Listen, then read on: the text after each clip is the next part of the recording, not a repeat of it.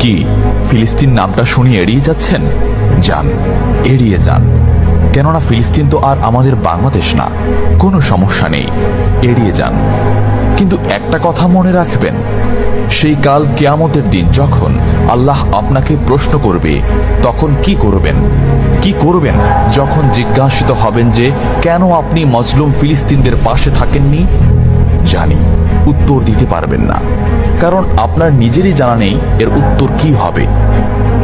এখন হয়তো বলতে পারেন যে আমি কি করে ফিলিস্তিনে গিয়ে মজলুমদের পাশে থাকব, কি করে এত দূর গিয়ে সাহায্য করব? হ্যাঁ, এইরকম প্রশ্ন যদি আপনার মনে উদয় হয়ে থাকে, তাহলে অবশ্যই আপনার মনে অলসতা আর বজ্রে ভরা।